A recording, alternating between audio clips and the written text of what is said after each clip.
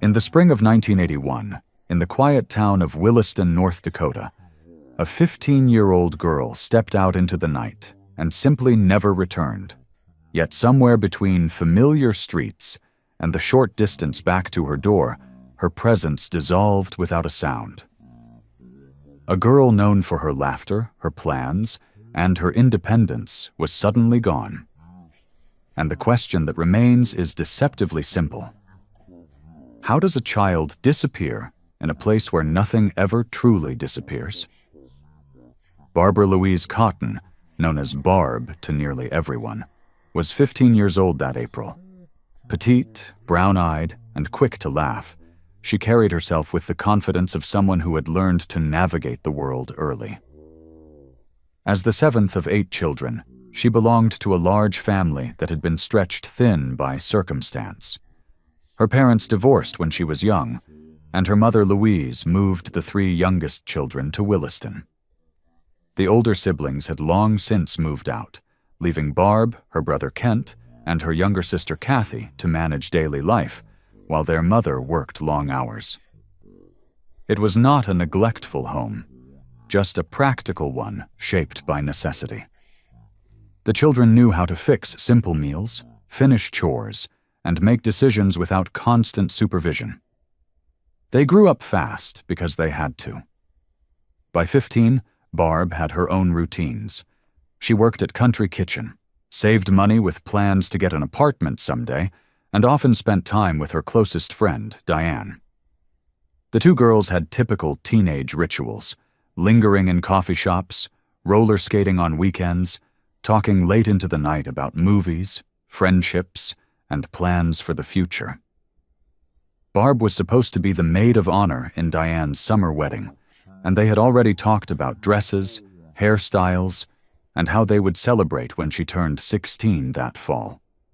To Diane, nothing about Barb's life suggested a girl preparing to run away.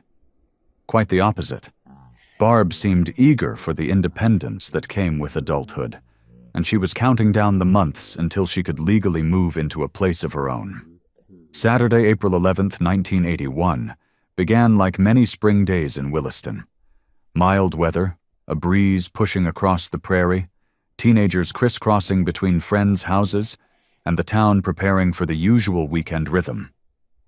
Whether Barb started the evening at home or with friends is one of the many details lost to time.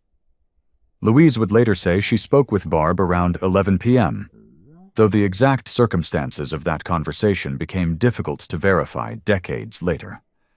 Other recollections place Barb at the 18th Street Apartments earlier in the night, attending a small gathering with local teens. 2 sisters who lived there would later claim they remembered Barb arriving with a boy, someone quiet, slight in build, with longish hair.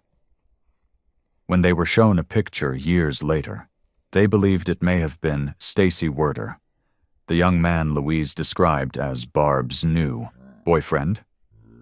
The problem was that almost no one else recalled Barb having a boyfriend at all. Diane had never heard of him.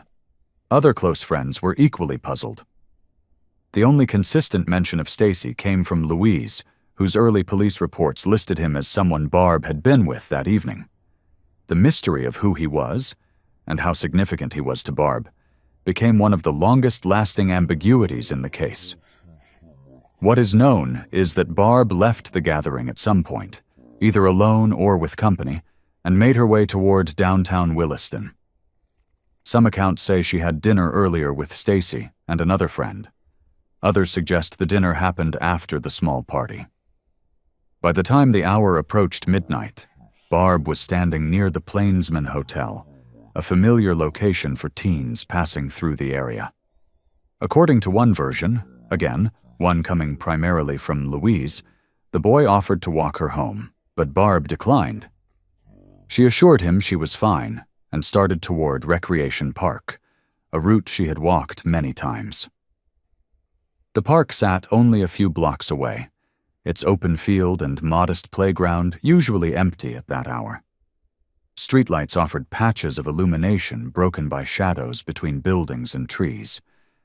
Nothing about the path suggested danger. It was unremarkable, even routine. A simple walk that should have lasted no more than a few minutes. This was the last moment anyone reported seeing her. There were no shouts, no signs of distress, no apparent struggle on the ground. No one later recalled unusual traffic, suspicious vehicles, or strangers lingering near the park. The apartments nearby were quiet. The houses that bordered the park had lights off for the night. In a town like Williston, sounds carried easily. Doors closing, dogs barking, footsteps on gravel. But that night, no one heard anything memorable. Barb walked into the dark, and time seemed to stop tracing her footsteps. If she intended to go straight home, she would have reached the Cotton residence within minutes. But midnight passed. Then 1 o'clock. 2 o'clock. And still she did not return. For the Cotton family, the early morning hours of April 12th were marked not by panic at first, but by confusion, the kind that arises when something that should be simple becomes inexplicable. Louise tried calling places Barb might have gone. Neighbors had nothing to report. The homes of friends were quiet. No one had seen her. By sunrise, the absence became unmistakable. By afternoon, it became alarming. And by evening, the silent stretch of hours had taken on a new and unsettling meaning. Barb had vanished somewhere along a path she had walked her entire life. A familiar route, a short distance, an ordinary night. Yet she never arrived home. And from that moment, no one ever saw or heard from her again. Morning arrived on April 12th with a sense of quiet that felt out of place in the Cotton household. Louise, who had grown used to her daughter keeping late hours with friends or showing up early for a shift at Country Kitchen, waited for Barb to walk through the door with the familiar impatience of a mother, balancing worry with the assumption that teenagers sometimes misjudge time. But as the hours stretched from morning into afternoon, her concern shifted from irritation to unease, and then finally to a rising dread that something was not following the ordinary patterns of Barb's life. Louise began calling the places where Barb might have spent the night. Friends' homes, the apartments where she had been earlier, the skating rink, and even Country Kitchen itself. Each call produced the same answer. No one had seen her since the previous night. When Louise finally contacted law enforcement, the officer on duty listened, recorded the essential details, and began sketching out what would become the earliest version of the timeline. In those first hours, investigators asked the expected questions. Had Barb ever run away? Had she argued with anyone recently? Had she mentioned plans to go somewhere new? And Louise answered each one with certainty. Barb had left belongings behind, had not taken money or clothing, and had never once threatened to leave home. Whatever had happened overnight was not a planned absence. It was a disruption, one that felt wrong in every direction. Officers began by retracing the path Barb was believed to have taken. Recreation Park was quiet that Sunday afternoon. Children played in the distance, families walked their dogs, and nothing about the scene hinted that a teenage girl might have vanished there only hours earlier. The ground showed no signs of disturbance, no scuff marks, no broken branches, no discarded items that could be tied to her. The park sat between open residential blocks and a stretch of trees, with streetlights scattered at uneven intervals, and although the area was dark at midnight, it was not isolated. It was bordered by apartment windows, porches, and driveways, where residents might have heard or seen something if there had been a confrontation or struggle. But no one had reported unusual noises. No one recalled hearing a voice calling out. No one had spotted a vehicle idling where it did not belong. Investigators moved outward from the park, speaking with residents who might have been awake late the previous night. Most remembered nothing. A few mentioned hearing footsteps, or doors closing, or the distant hum of passing cars, sounds consistent with any Saturday night. Officers checked dumpsters, alleys, and the edges of the nearby ball field. They scanned the riverbank where the Missouri curved behind town. The search produced nothing. As the afternoon faded into evening, more officers joined the effort, along with volunteers who stepped forward unprompted, forming small groups to walk through open fields, backyards, and the grid of quiet residential streets. They carried flashlights, called Barb's name, and looked for anything that might confirm her direction of travel. The hours passed without result. In cases like this, the first 24 hours are always the most important. Yet Barb's absence offered investigators almost nothing to build on. The last sighting was uncertain, taken from accounts that differed on time, location, and company. One version placed her leaving the Plainsman Hotel around midnight, declining an offer to be walked home by a boy. Another placed her leaving the apartment gathering with someone, only for that person to return alone. Still another version suggested she had spoken with her mother at home, close to 11 p.m. The problem for investigators was not simply the contradictions, but the fact that each account was separated by small spans of time, meaning that any of them could theoretically be true. As Sunday turned into Monday, the investigation widened. Officers checked local hospitals and clinics for any unidentified teenage patients, but none matched Barb's description. They contacted the sheriff's office in surrounding counties in case someone had reported finding abandoned clothing or items along rural roads. They spoke with drivers who had passed through Williston that night, including long-haul truckers and oil field workers returning from distant shifts. Nothing brought the picture into clearer focus. The thought of voluntary flight crossed some minds in those early hours, but the evidence consistently contradicted it. Barb had left behind her nearly full carton of cigarettes, her savings, her paycheck, and all of her clothing. She had told no one about being unhappy at home, nor had she expressed desire to leave. She had upcoming commitments, her role in Diane's wedding, her work shifts, and her habit of spending weekends with friends. None of these details supported the idea that she would disappear intentionally.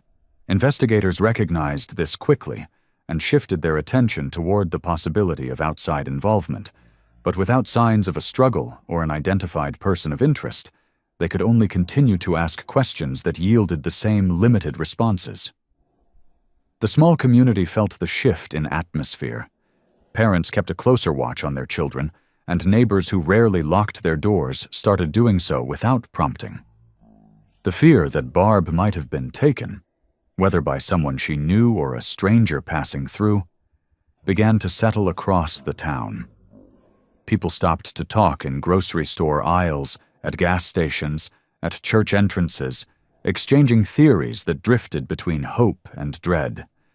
Some believed she might reappear with an explanation that would make sense in hindsight. Others feared the worst, but were unwilling to voice it aloud.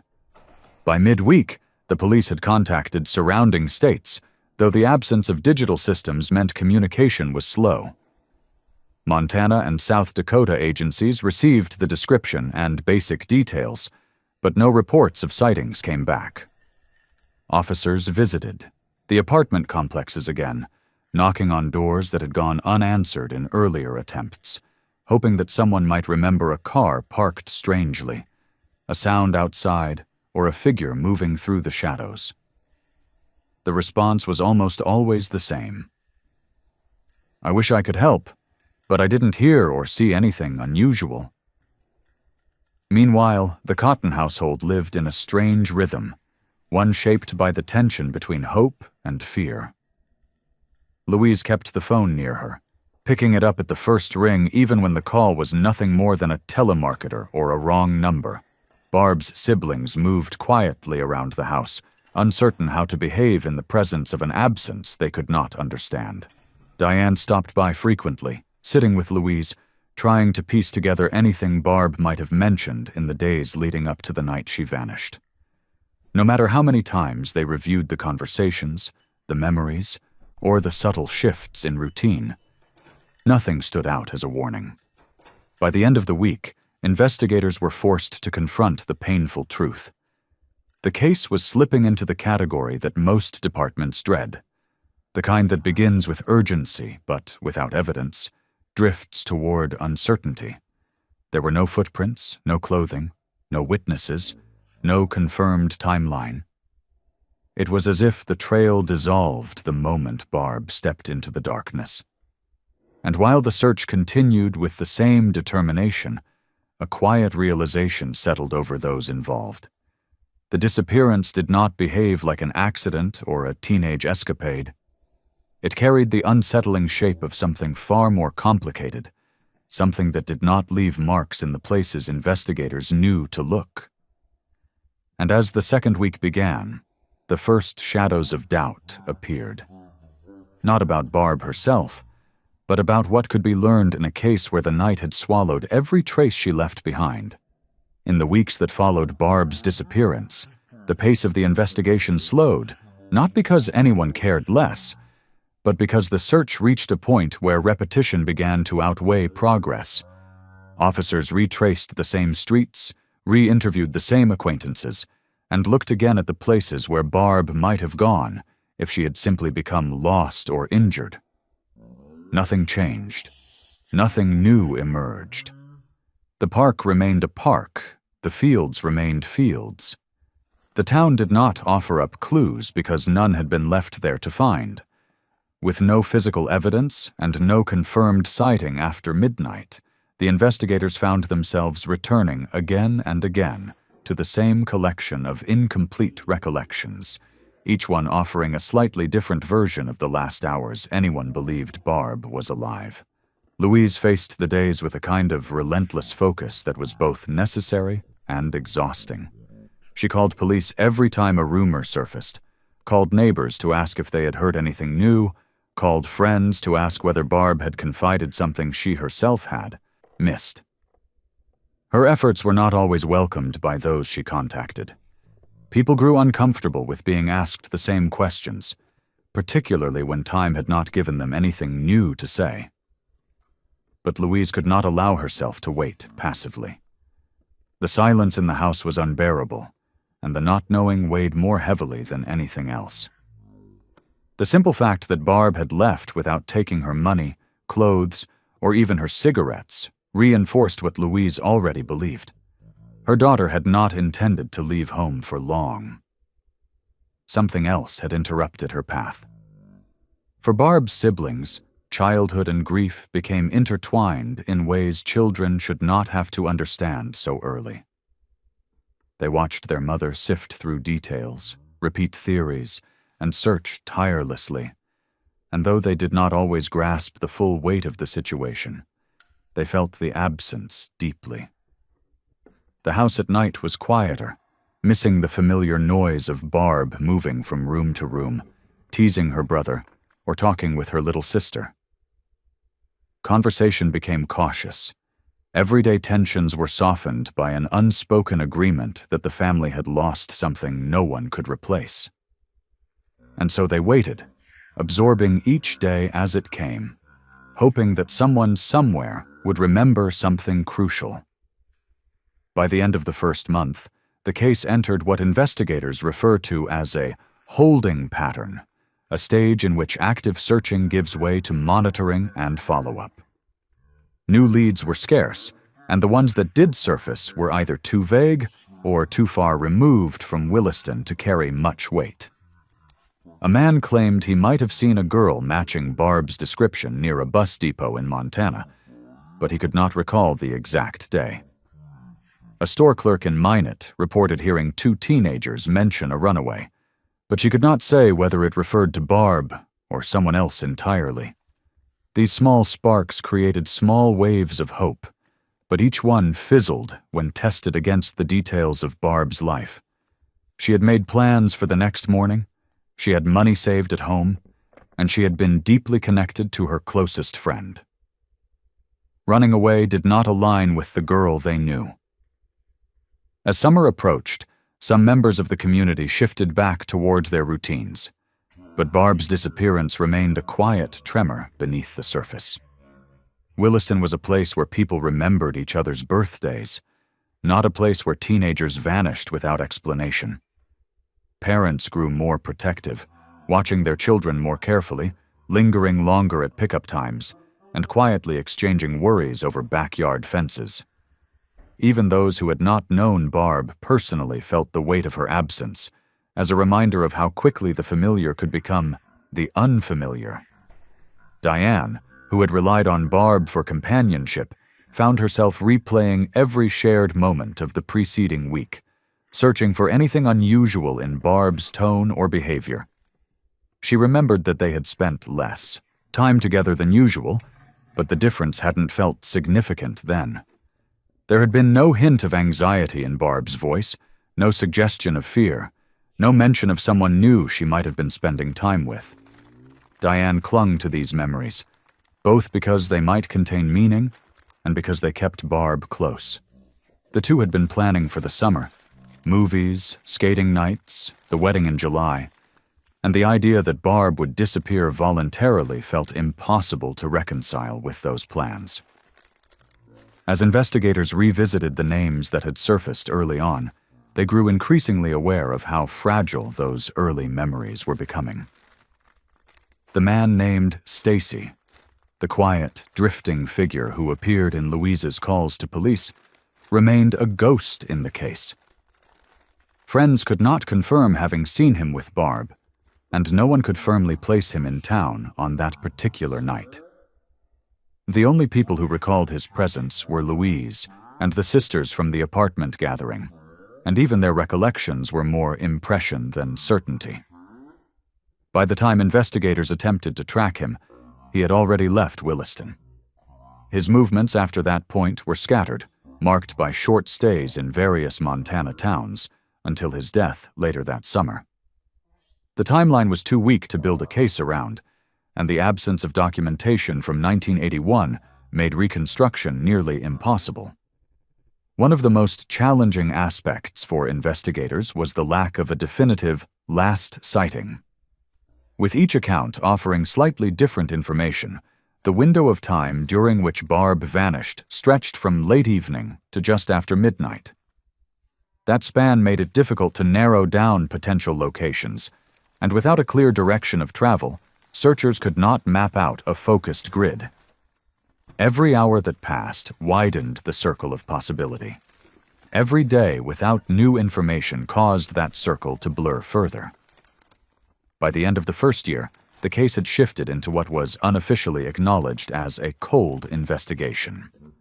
Officers still reviewed tips, but most were repetitions of earlier ones, claims that someone had heard a rumor, or that someone else believed they had seen Barb in another state. None could be substantiated. Ongoing cases elsewhere pulled resources in other directions, and new personnel replaced officers who had been present during the earliest days of the search. Documents were filed and stored. Notes were revisited and set aside. The weight of the case settled quietly into the background.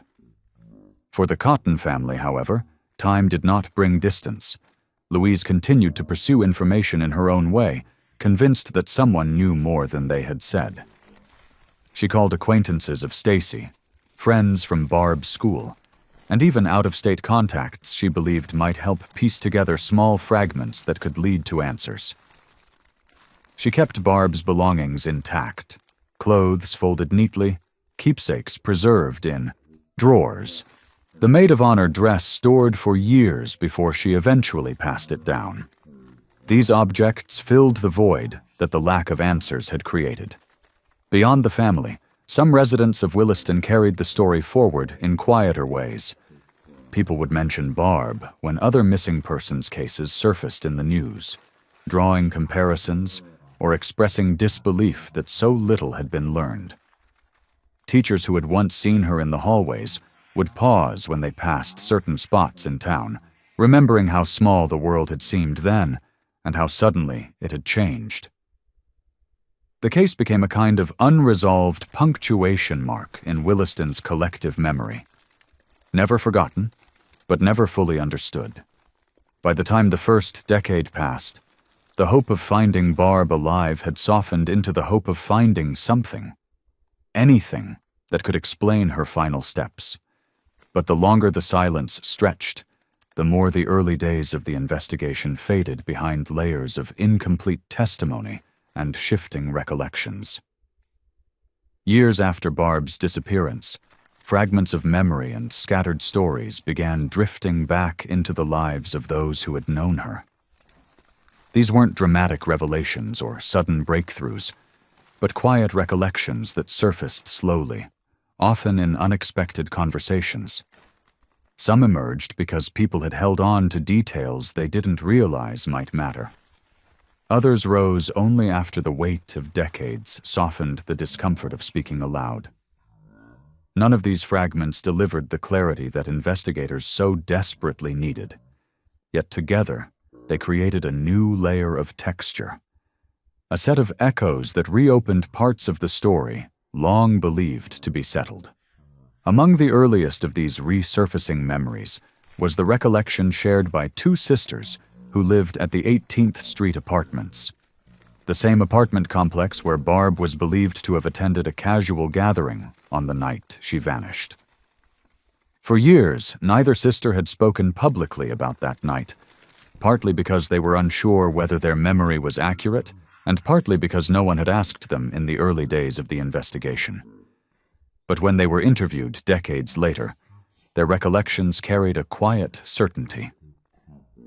They remembered Barb arriving at the gathering with a young man, someone slight and soft-spoken, someone who did not draw much attention to himself.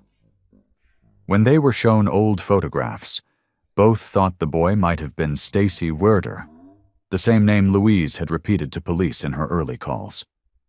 Though neither woman could be absolutely sure, the resemblance was enough to revive a question investigators had struggled with for years. Just how much of Barb's evening had been spent in Stacy's company, and why had so few people known that he existed? One sister recalled that at some point late in the night, Barb left the gathering with this young man. The atmosphere had been typical of small-town weekend, get-togethers. Nothing out of control, no argument or confrontation, no reason to believe the night would end any differently from the countless evenings teenagers had spent wandering between apartments, convenience stores, and parks. But what stayed in her memory was that the young man returned later alone. When she asked where Barb had gone, she remembered him saying that Barb had gotten a ride. He didn't specify with whom. He didn't seem flustered or anxious. He delivered the information simply, as if it were nothing unusual. The detail might have been innocuous had Barb shown up the next morning. Instead, it became one of the small but persistent mysteries that shaped how the timeline would later be questioned. The other sister recalled that the following day, the same young man returned to the apartment, knocking on their door with a different kind of urgency. He wanted to know whether anyone had seen Barb or heard from her. This detail complicated the image of him that existed in some corners of the community. If he had been involved in her disappearance, would he have returned so openly? Or had he truly walked her to a certain point and parted ways, only later realizing she had not made it home? The question remained suspended between possibilities, neither confirming nor dismissing suspicion. Diane, whose friendship with Barb had been a constant through their teenage years, offered memories of her own when asked in later years to describe the weeks leading up to Barb's disappearance. She recalled that Barb had seemed preoccupied at times, less available than usual, less inclined to spend entire afternoons skating or sitting in diners. Diane had not thought much of it then. Teenagers drift in and out of patterns depending on moods, school pressures, or new friends. But knowing what she knows now, she wondered whether Barb had been wrestling with something she never had the chance to articulate. Diane insisted, however, that her friend would never have chosen to disappear voluntarily.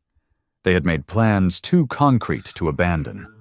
Summer outings, movie nights, and the wedding in July where Barb was meant to stand beside her as maid of honor. Diane had kept the dress for her role for years after Louise passed it along, treating it both as a relic of friendship and as a reminder of the future Barb never reached. Louise, meanwhile, had created her own parallel timeline in those early days, one that involved phone calls, personal inquiries, and connections outside of Williston. When she first contacted police on April 13th, she said she believed Barb might be in Scobie, Montana with Stacy. She even provided a hotel name and room number. Montana authorities checked the location. Barb was not there. Whether Stacy was present at the hotel, or whether Louise had been given inaccurate information, remained unclear. That uncertainty fit the larger pattern that had quietly defined the case. Details that led somewhere but never far enough to reach resolution. Later, Louise spoke with Stacy's mother, a woman named Cynthia, who revealed that Stacy had mentioned Barb before he died by suicide in July 1981. His sisters would later recall that their mother spoke on the phone with Louise multiple times, referring to Barb as Stacy's girlfriend. It was possible this label came from Stacy himself and reflected a relationship Barb's friends did not know about. It was equally possible that Cynthia had simply adopted the term based on how Louise described their relationship. The important thing, at least for Louise, was that Stacy's family acknowledged connections between him and Barb, even if those connections lacked specifics.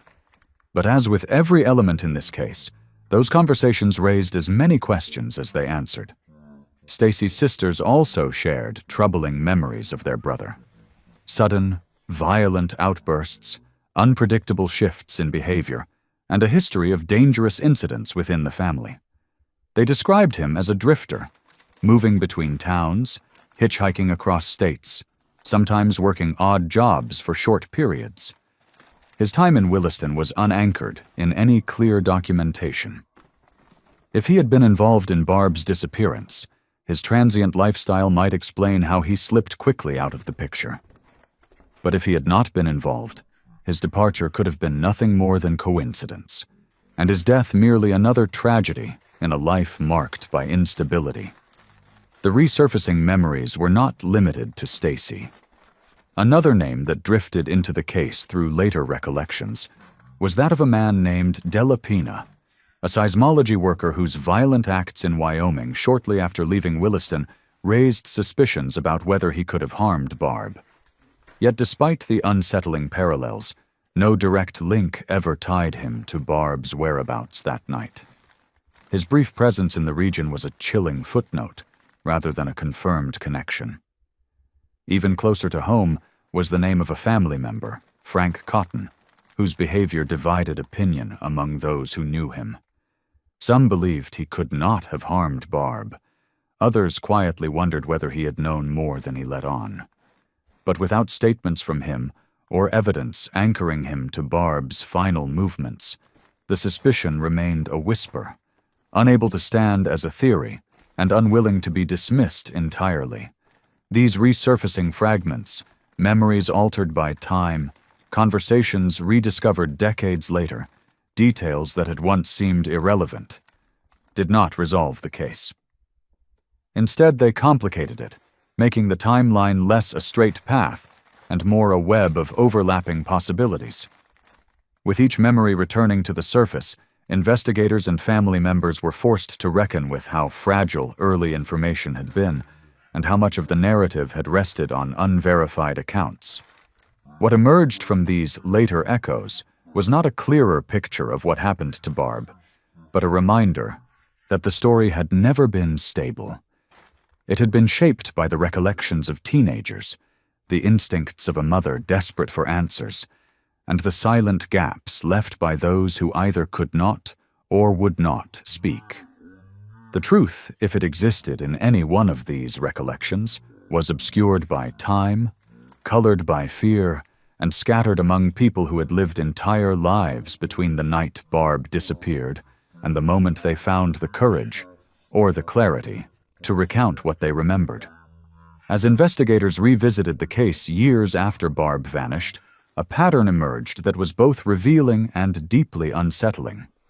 The individuals most closely linked to her final hours either slipped out of Williston immediately after her disappearance, died before they could be questioned properly, or left behind conflicting traces of themselves that could not be reconciled into a clear narrative. In most missing person cases, the first hours are crucial. In Barb's case, the first years drifted by without a complete set of interviews, without cross-checked timelines, and without a single confirmed account of what truly happened that night. Among them, the figure of Stacy Werder grew into an enigma that hovered at the center of the story.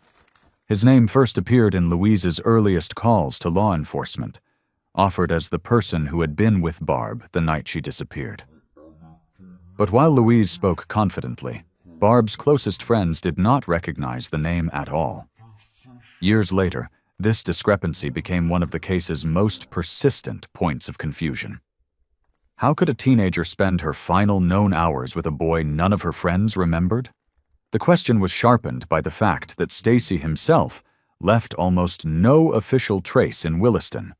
No employment records from Cakes and Cones, no driver's license, no apartment history, not even a concrete confirmation from anyone besides Louise that he lived in town at that time.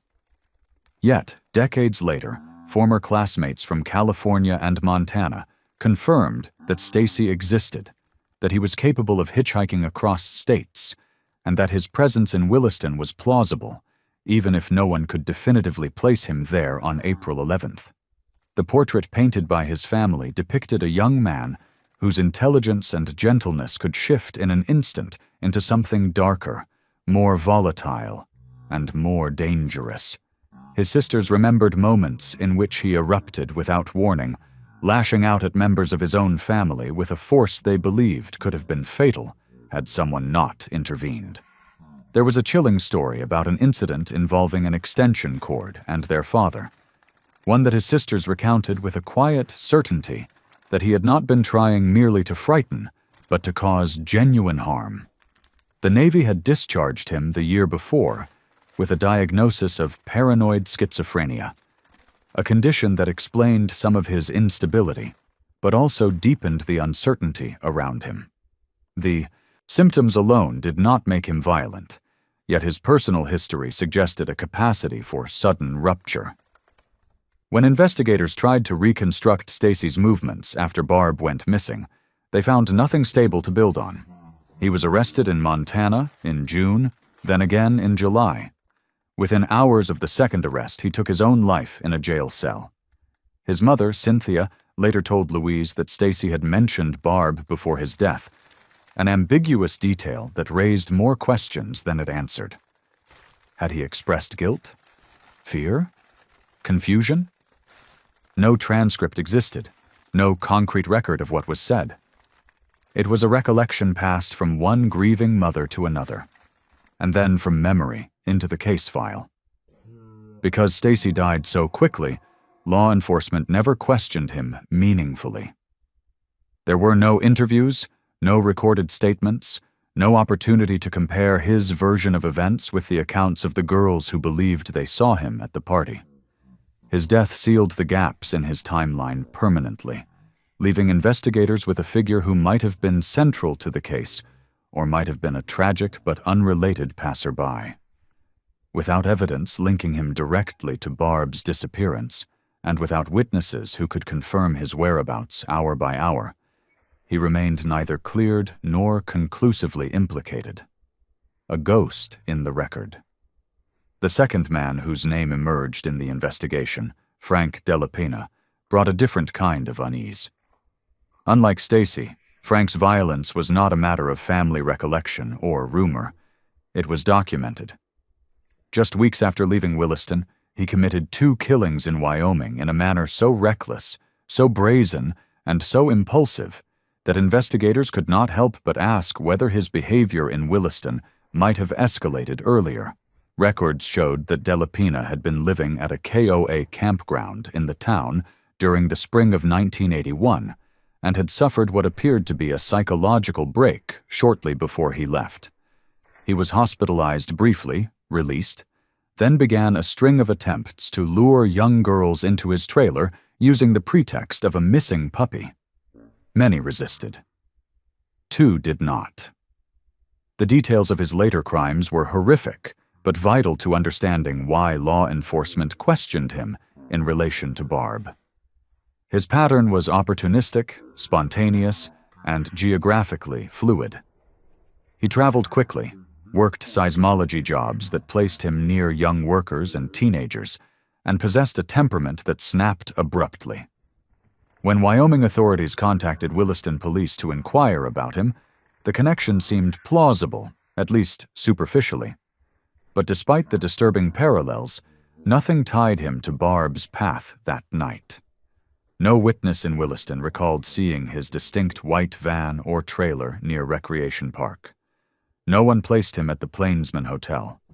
No one at the 18th Street Apartments recognized his description. And while his later crimes demonstrated brutality, they also followed a consistent pattern. He approached children openly, in daylight, and acted impulsively rather than covertly. Barb's disappearance showed no such obvious pattern. There was no public confrontation, no sightings, no struggle. Without a direct link, physical, testimonial, or circumstantial, Delapina's potential connection dissolved into speculation. His death by suicide left investigators no opportunity to question him further, making him another suspect whose story ended before answers could be extracted. Yet the most complicated figure of all was perhaps the one closest to Barb. Her older brother, Frank Cotton. Law enforcement quietly listed him as a person of interest years before the case resurfaced in public discussions. The reasons were never detailed publicly, but several family members acknowledged private experiences that had left them unsettled.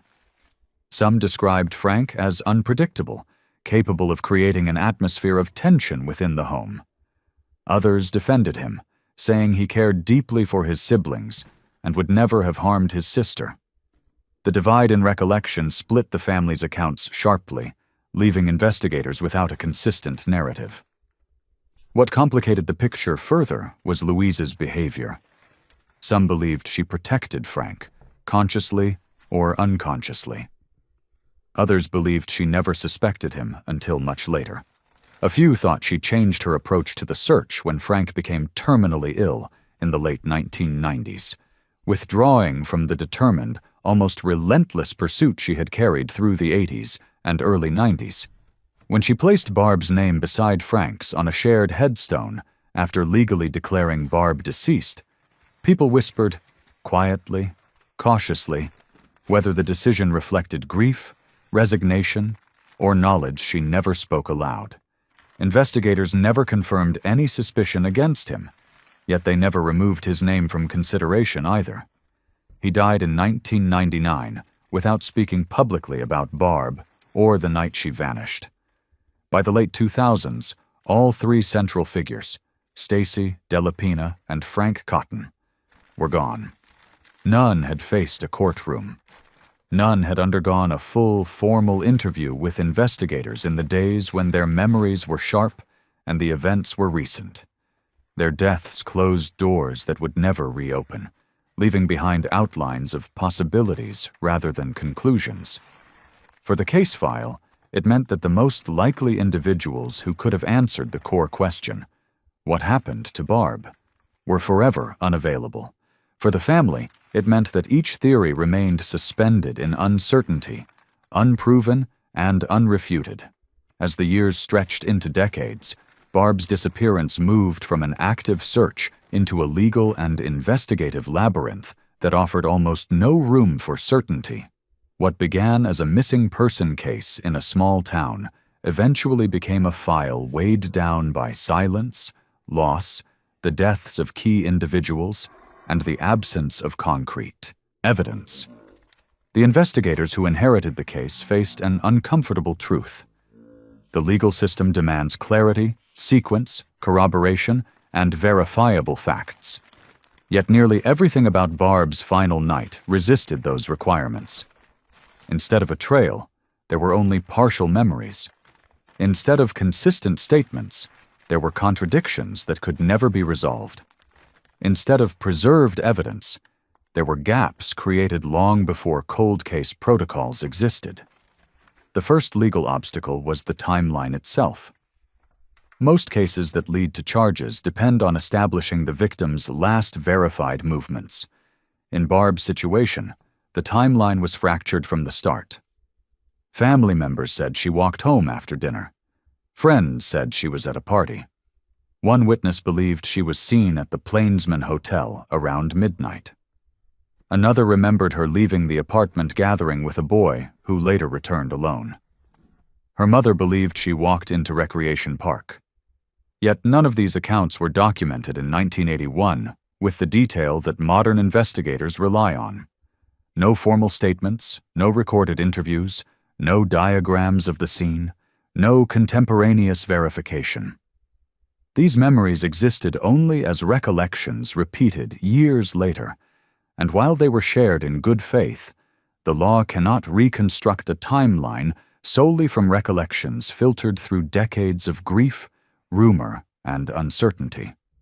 Without a definitive last-seen location, the legal system has no anchor point, and investigators cannot determine where to begin gathering evidence, even retroactively. The second obstacle was forensic. In 1981, small-town departments did not typically secure locations, preserve clothing, collect fibers, or photograph scenes in missing teen cases unless an overt physical struggle had occurred. Because no one reported seeing Barb harmed, no scene was treated as a possible crime location. The park wasn't taped off. The apartment wasn't examined. The streets she may have walked on weren't documented. Even the clothes she was last known to wear were not photographed in detail. Without physical evidence, no prosecutor could ever bring a charge. Not in 1981, and not now. The objectivity required by the courts simply did not exist, leaving investigators with nothing that met the standard of proof necessary to pursue action against any of the persons of interest. Another legal challenge emerged from the deaths of the three men long suspected, or at least quietly considered, in connection with Barb's disappearance. Stacy Werder ended his life mere months after Barb vanished.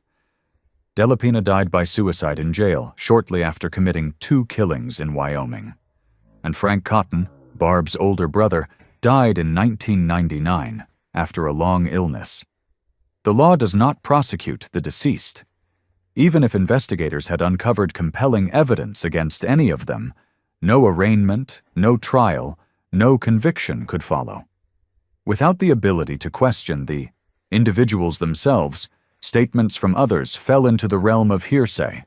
Memories from family, conversations retold by friends, and decades-old impressions could be valuable to cold case detectives as leads, but they could never be used in court. Legally, these deaths shut down potential pathways before they could be explored. Perhaps the most painful legal barrier came from the absence of Barb's remains. Without her body, the cause of disappearance could not be established.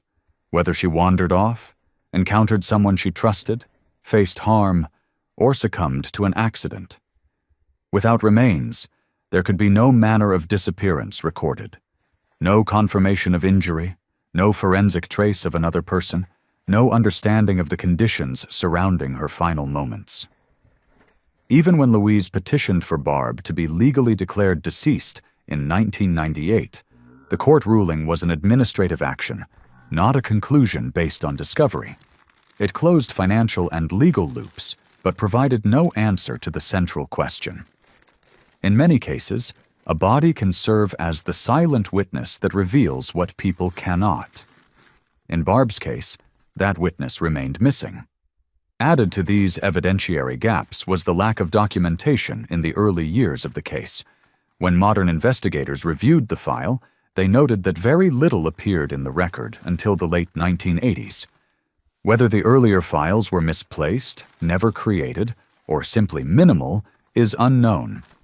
What is clear is that interviews that should have been conducted immediately, friends at the party, neighbors who lived near the park, people who worked at the Plainsman Hotel, individuals who saw Barb during the week before she disappeared, were either not documented or not conducted. Without these foundational steps, later investigators faced a landscape of missing information. Every time they asked a question, the answer led back to the same point. The documentation did not exist. The legal system cannot act on what might have been recorded. It can only act on what remains. A layer of legal complexity also surrounded Louise's actions in the early days. Her repeated references to Stacy, her belief that he was in Montana, her conviction that Barb had eaten dinner with him shortly before disappearing. These statements shaped the initial direction of the case. But because they were not cross-verified at the time, investigators decades later could not determine how much of her information came from first-hand knowledge, how much came from hearsay, and how much reflected the instinctive urgency of a mother trying to assemble any lead that might bring her daughter home. The law is precise. It distinguishes between what a witness saw, what they believe, and what they were told. Without early-era interviews, and without Louise herself alive to clarify after the 2000s, an entire subset of the investigation existed in a gray zone where memory blurred into assumption. The legal impasse deepened as each person of interest died. With their deaths, the prospect of sworn testimony vanished. A modern prosecutor must build a case that can withstand scrutiny, cross-examination, and appeals. A case built on impressions from the 1980s, recollected decades later, cannot meet that burden. Even if investigators believed one individual was more likely than the others to have harmed Barb, belief does not equate to evidence. And suspicion, no matter how widespread, cannot be formalized without a foundation that the law recognizes. Current investigators have said privately that the case remains open because one unresolved truth continues to haunt the file. Without remains, without forensic evidence, and without verified witness accounts, the disappearance of Barbara Louise Cotton exists in a space where law and reality cannot meet. There is simply not enough for a legal conclusion, yet far too much unease for the case to be considered closed. In the end, what weighs most heavily on the legal side of Barb's story is the knowledge that the system was never given a fair chance. The silence that followed her disappearance was not only the silence of those who might have known something, it was also the silence of an era in which missing teen investigations were often treated as routine runaways, not emergencies. By the time the complexities of Barb's case were understood, the window for gathering evidence had closed. Every potential suspect had drifted away,